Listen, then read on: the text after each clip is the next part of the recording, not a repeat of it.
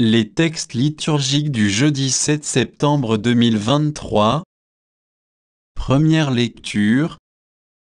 Nous arrachant au pouvoir des ténèbres, il nous a placés dans le royaume de son Fils bien-aimé. Colossiens 1, 9-14. Lecture de la lettre de saint Paul apôtre aux Colossiens. Frères, depuis le jour où nous avons entendu parler de vous, nous ne cessons pas de prier pour vous. Nous demandons à Dieu de vous combler de la pleine connaissance de sa volonté, en toute sagesse et intelligence spirituelle. Ainsi votre conduite sera digne du Seigneur, et capable de lui plaire en toutes choses, par tout le bien que vous ferez. Vous porterez du fruit et vous progresserez dans la vraie connaissance de Dieu.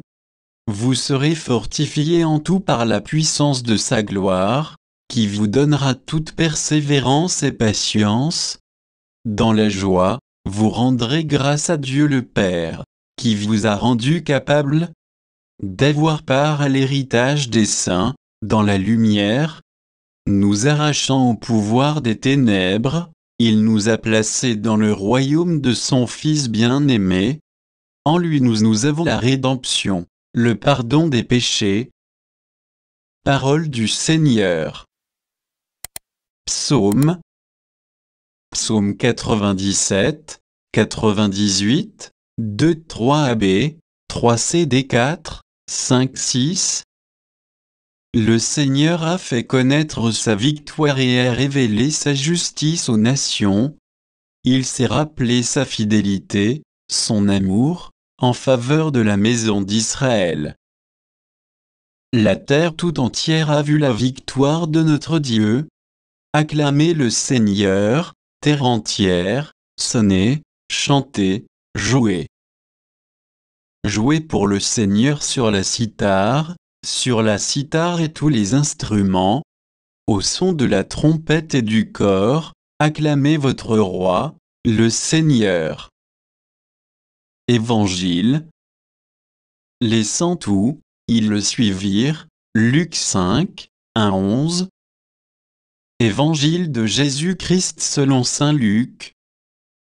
En ce temps-là, la foule se pressait autour de Jésus pour écouter la parole de Dieu, tandis qu'il se tenait au bord du lac de Génézareth.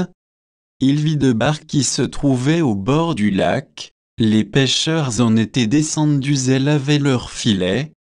Jésus monta dans une des barques qui appartenait à Simon, et lui demanda de s'écarter un peu du rivage. Puis il s'assied, de la barque, il enseignait les foules. Quand il eut fini de parler, il dit à Simon, « Avance au large, et jetez vos filets pour la pêche. » Simon lui répondit, « Maître, nous avons peiné toute la nuit sans rien prendre, mais, sur ta parole, je vais jeter les filets. » Et l'ayant fait, ils capturèrent une telle quantité de poissons que leurs filets allaient se déchirer. Ils firent signe à leurs compagnons de l'autre barque de venir les aider. Ceux-ci vinrent, et ils remplirent les deux barques, à tel point qu'elles enfonçaient. À cette vue, Simon-Pierre tomba aux genoux de Jésus, en disant, « Éloigne-toi de moi, Seigneur, car je suis un homme pécheur. » En effet, un grand effroi l'avait saisi, lui et tous ceux qui étaient avec lui, devant la quantité de poissons qu'ils avaient pêchés, et de même Jacques et Jean, fils de Zébédée, les associés de Simon. Jésus dit à Simon, « Sois sans crainte, désormais ce sont des hommes que tu prendras. » Alors ils ramenèrent les barques au rivage, laissant tout, ils le suivirent. Acclamons la parole de Dieu.